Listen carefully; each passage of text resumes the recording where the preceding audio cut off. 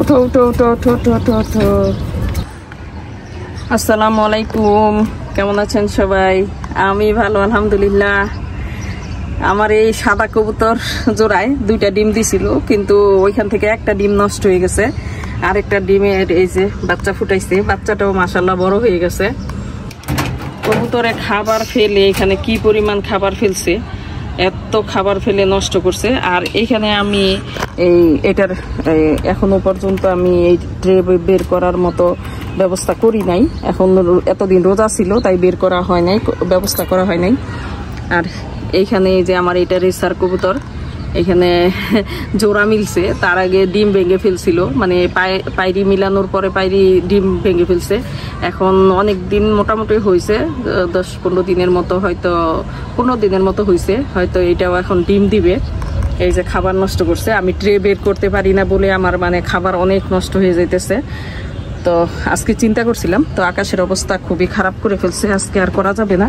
আমার 4 জোড়া কবুতর ছিল, তো এখানের কবুতর তো আপনারা দেখলেন, এই যে ভিডিওতে বললাম, এই দুই জোড়া কবুতর হয়তো বেজে এসে মেরে ফেলছে। এই যে এই ফাঁক দিয়ে ঢুকে আমার 2 জোড়া কবুতরই নষ্ট করে দিছে। 2 জোড়াই ডিম পারছিল, তো আমার খুব পছন্দের 1 জোড়া কবুতরও নষ্ট হয়ে গেছে। তো এইটাকেও আরও ব্যবস্থা করব। আসলে পরে চিন্তা করি যে এইখান থেকে কেটে দিলে আবার এই দিক দিয়ে ঢুকতে পারবি কিনা, মানে এত ভয় কাজ করতেছে বলে শেষ করার মতো না। তারপরও দেখব যে কিভাবে কি করা যায়। আমি এই ট্রেগুলি বের করার জন্য এগুলি কেটে দিব একটু পরে। এখানে খাঁচার মধ্যে এখানে ট্রে বের করার জন্য এইভাবে কেটে দিচ্ছি, না হলে ট্রে বের করা যাচ্ছে না। খাবার প্রচুর পরিমাণে এখানে ফেলছে, জমা করে ফেলছে।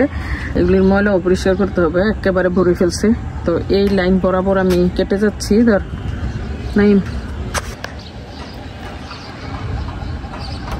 এই লাইন বরাবর করে আমি কেটে যাচ্ছি।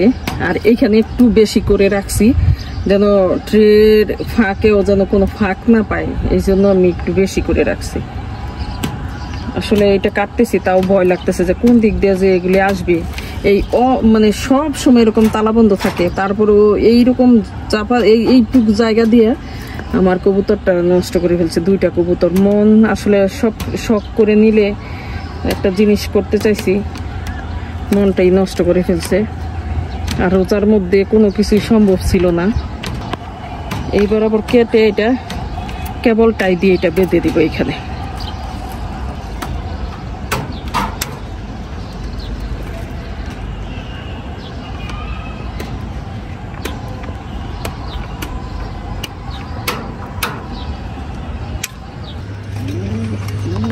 কবুতরের এই যে মানে খাঁচার এই দরজাটা, এটা ফাঁক ছিল, তো আমি এই তার দিয়ে এটা মানে এসএস না, মানে তার যেটা চিকন আছে, কিন্তু আমি একটু মোটাটা নিয়ে আসছি।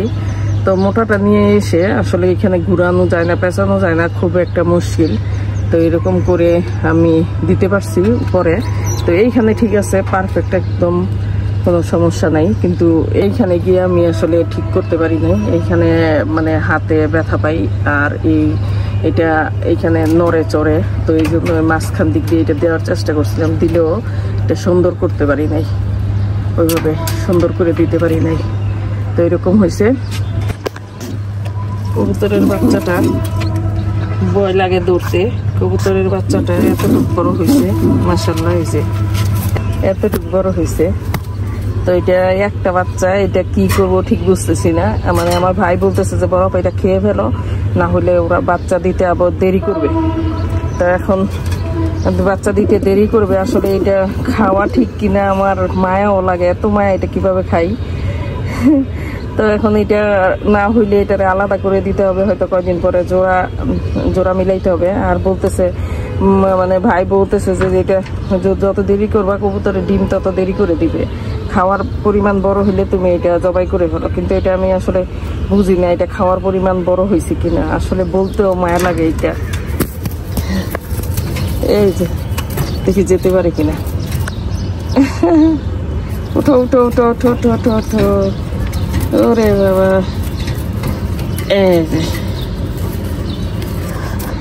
এখানে তোমার জায়গায় যাও, এই যে, হ্যাঁ বসো। এখন খাঁচাটারে এতটুক পরিমাণ মানে করছি, শক্ত করছি। তো এটা কেটেই দিলাম, আবার কেবল টাই দিয়ে এগুলি বেঁধে দিতেছি। এটা পুরোটাই উপরটা বেঁধে দেওয়া হয়েছে, উপরটার প্রবলেম নাই। এখন নিচেরটা পুরোপুরি বেঁধে দিব, বেঁধে দিয়ে এটারে আবার কবুতর ইনশাল্লাহ নিয়ে আসবো। তো মাশাআল্লাহ এখানে মানে সুন্দর একটা বাচ্চা হয়েছে। আর এই পাশে আছে রেসার।